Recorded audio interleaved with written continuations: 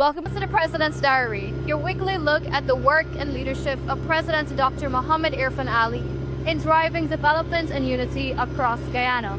From his national address to a two-day outreach in Region 3, President Ali's speech showcased hands-on leadership. Now, let's take a look. The president started his week in New York interacting with members of the Guyanese diaspora.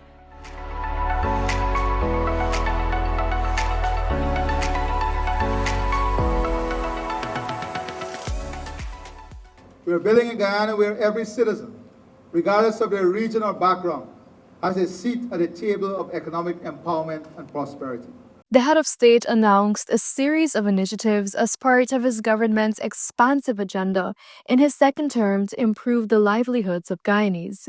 In an address to the nation at the Arthur Chung Conference Center on Wednesday, President Ali revealed that a cash grant of $100,000 will be given to every Guyanese aged 18 and above once the 2026 budget is passed early next year. The proof of our purpose is found in the prosperity, the dignity, and the well-being of every Guyanese. For us, the people come first, always. It is a guiding principle.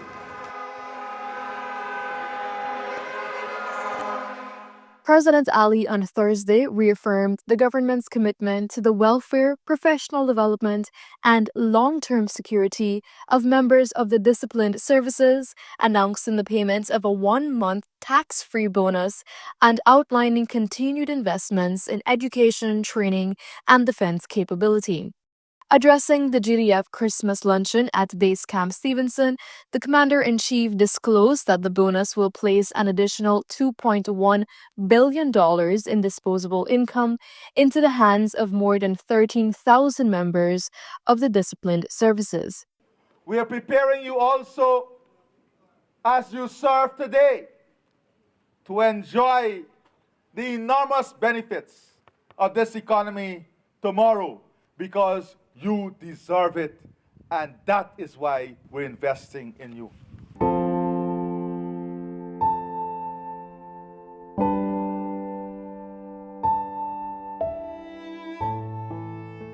Veteran broadcaster Ron Robinson, AA, fondly called Uncle Ron, who died a week ago at his home, was cremated on Friday following a service at the St. George's Cathedral. Before the service, tributes were heard under the foyer of the National Cultural Center, Homestretch Avenue. President Irfan Ali was among those who eulogized Robinson as an icon and hero. He was 79 years old and recently celebrated 60 years in broadcast. Ron was a master, among the finest this land has produced. Through wit, humor, and deliberate exaggeration, he held a mirror before us. That keen, playful personality will be sorely missed. The head of state said too that it would be most fitting to honor Robinson by revitalizing the performing arts, particularly theater. President Ali took his entire cabinet to the streets of Region 3 for a two-day outreach. The president himself was on the islands of Leguan and Wakenham, addressing the concerns of residents. When I look at your island and some of the issues, I've highlighted to you the strategy of fixing these issues in the coming weeks. That's our commitment. While in Region 3, President Ali officially opened the Government Service Center at the West Central Mall, Lenora. This center now hosts major government services including passports, driver's licenses, birth and death certificates application, among others. This removes the hassle of traveling to Georgetown. Similar centers will be constructed in other regions. So by the first quarter next year, the similar center will be all over the country so that people can enjoy a better quality of life, quality of service. I'm very pleased that you're the first here, all right? Thank you guys. Health services are also being decentralized.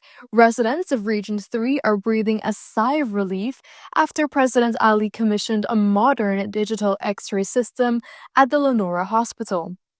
As part of the two-day outreach in the region, the president, accompanied by Minister of Health Dr. Frank Anthony, visited the facility on Friday to formally unveil the more than $130 million digital X-ray system.